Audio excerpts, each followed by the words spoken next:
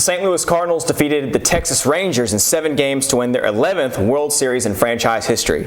Considering the Cardinals were 10.5 games out of the wild card in late August, how impressive was their run to the championship, Hillary? Well, Lewis, I think it was very impressive. I mean, Game 6, that was a crazy game. And I personally thought the Rangers were going to win. I didn't have faith in the Cardinals, and obviously they proved me wrong. We mentioned in the lead the fact that the Cardinals were down 10.5 games back on August 25th. 10.5 games back from the wild card. First off, they go and they defeat a team that they compete for a lot of fans in the Southeast, even though they're not a Southeastern team.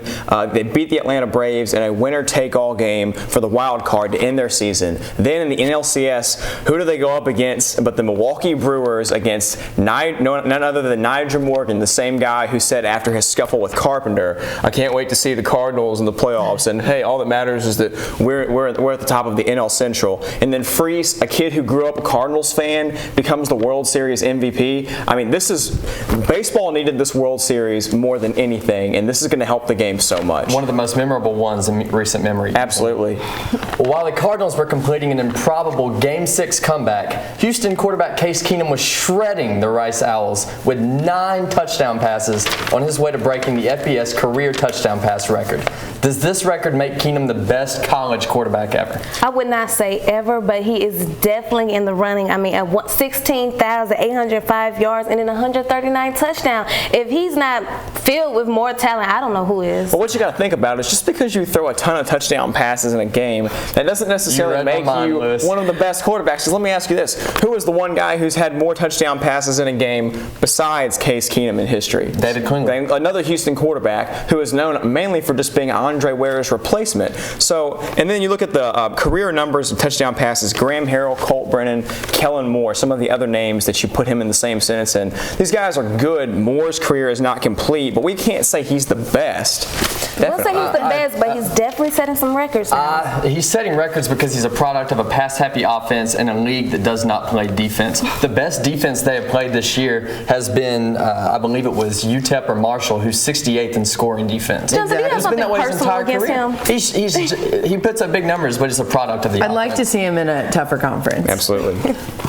The Pittsburgh Steelers defeated the New England Patriots 25-17 to move into a half-game lead in the AFC North. Does a win over a team like the Patriots make the Steelers the favorite to win the AFC?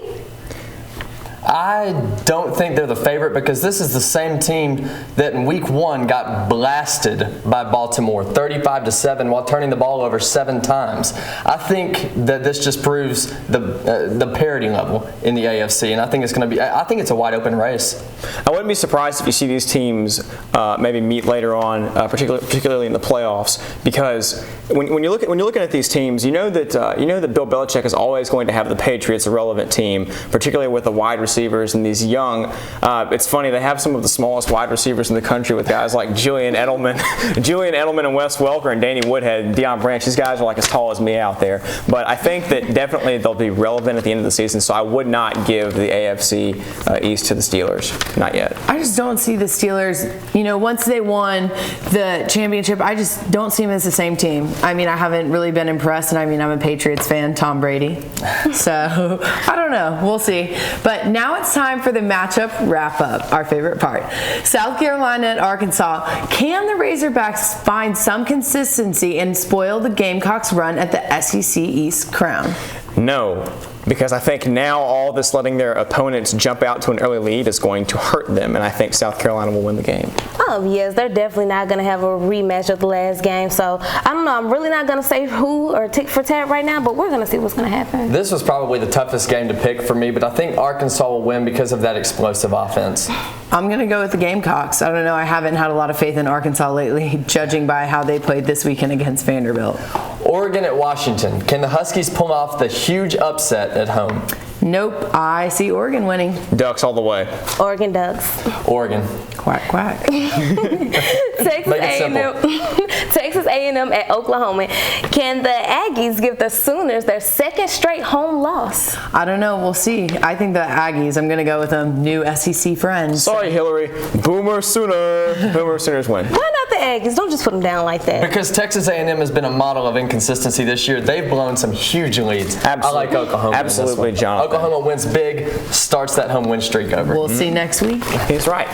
Well, that's all the time we have on the Sports Zone. Please like us on Facebook, follow us on Twitter, and check out our YouTube page. Join us again next time on the Sports Zone.